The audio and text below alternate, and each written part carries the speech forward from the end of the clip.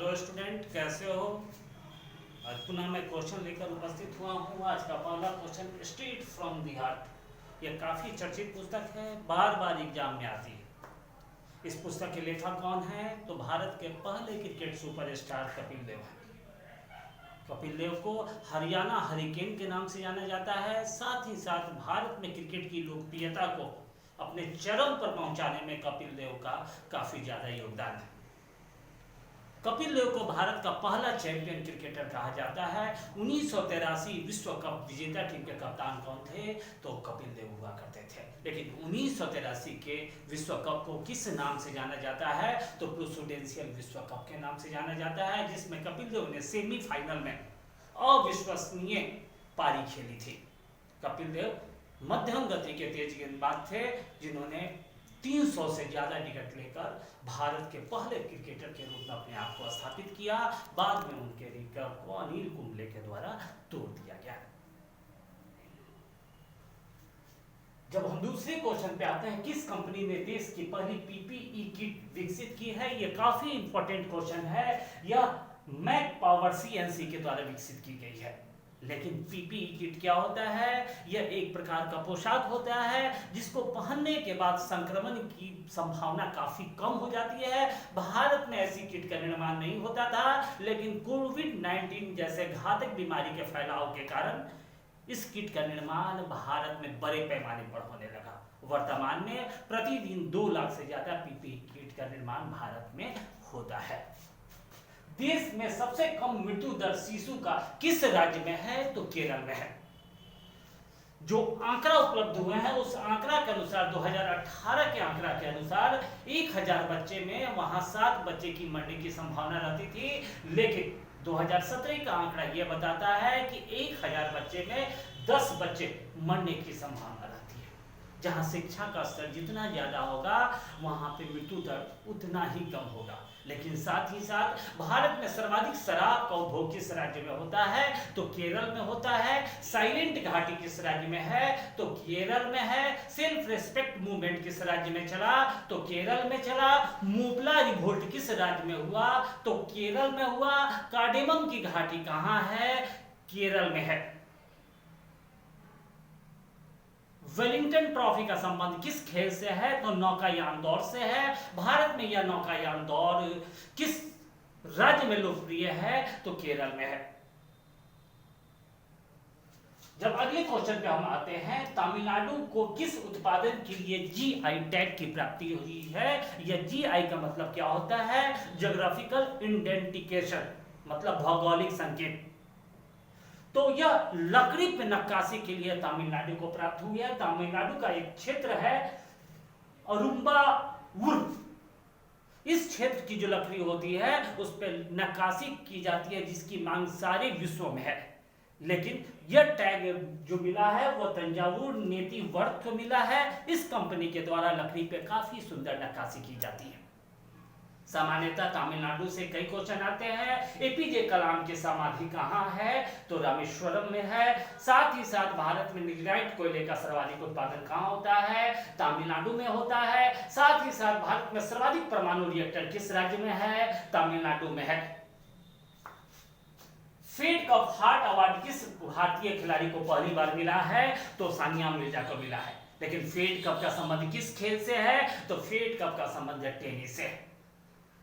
किस स्टेडियम को टेनिस का मक्का कहा जाता है? तो विंबलडन को टेनिस का मक्का कहा जाता है। विंबलडन का ग्राउंड किस देश में है? इंग्लैंड में है।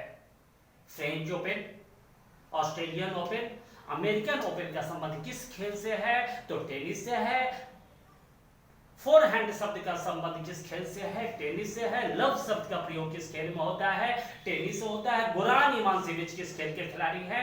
टेनिस के खिलाड़ी हैं। लिएंडर पेस का संबंध किस खेल से है? तो टेनिस से है। लेकिन भारत में टेनिस को लोकप्रिय बनाने में सर्वाधिक योगदान किसका था? विजय अमृतराज का हुआ करता था। स्काई ट्रेक्स यह एक संगठन है, संस्था है जो विश्व के सबसे अच्छे हवाई अड्डे का निर्धारण करती है। इस संस्था के अनुसार विश्व का सबसे अच्छा हवाई अड्डा कहाँ अवस्थित है? तो चांगी हवाई अड्डा। या चांगी हवाई अड्डा कहाँ पे है? तो सिंगापुर में है। लेकिन किस हवाई अड्डे को दूसरा स्थान दिया गया है? तो टोक्यो के हनेडा हवाई अड्डा को दूसरा स्थान दिया गया है। हवाई अड्डा पे कई तरह की सुविधाएं होती हैं, उन तमाम सुविधाओं का अवलोकन करने के बाद मूल्यांकन किया जाता है, उसके बाद निर्धारित की जाती है कि कौन सी हवाई अड्डा का स्तर कैसा है। अटल पेंशन योजना का संचालन कौन करता है? यह काफी इंपॉर्टेंट क्वेश्चन है। तो अटल योजना का संचालन पेंशन फंड नियामक और विकास प्राधिकरण के द्वारा किया जाता है। लेकिन अटल योजना में 60 वर्ष से ऊपर के जो श्रमिक होते हैं उन्हें निश्चित रूप से एक पेंशन देने का प्रावधान है। मोदी के द्वारा यह अटल पेंशन योजना की शुरुआत कब की गई थी? 9 मई 2015 में की गई थी। 60 वर्ष के बाद जो कामगार लोग होते हैं उनके लिए एक निश्चित राशि जो है उनके अकाउंट में डाला जाता है। यह योजना काफी ज्यादा सफल रही।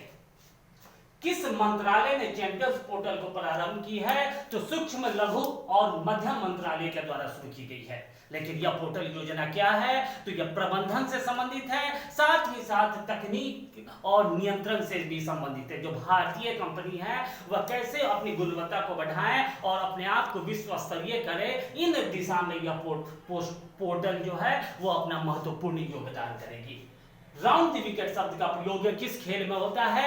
तो क्रिकेट में होता है। ओवर द विकेट शब्द का प्रयोग किस खेल में होता है? क्रिकेट में होता है। गली शब्द का प्रयोग किस खेल में होता है? क्रिकेट में होता है। चाइना मैन बीमर शब्द का प्रयोग किस खेल में होता है? क्रिकेट में होता है। किस भारत के क्रिकेट स्टेडियम को क्रिकेट का मक्का कहा जाता है? तो भारत की दृष्टि से ईडन गार्डन को कहा जाता है। लेकिन अंतरराष्ट्रीय स्तर पर क्रिकेट का मक्का किस स्टेडियम को कहा जाता है? तो लॉर्ड्स को कहा जाता है। पटना स्थित मजरूल हक स्टेडियम किस खेल से संबंधित है? तो क्रिकेट से संबंधित है। लाल बहादुर क्रिकेट स्टेडियम किस शहर में अवस्थित है? तो हैदराबाद में अवस्थित है।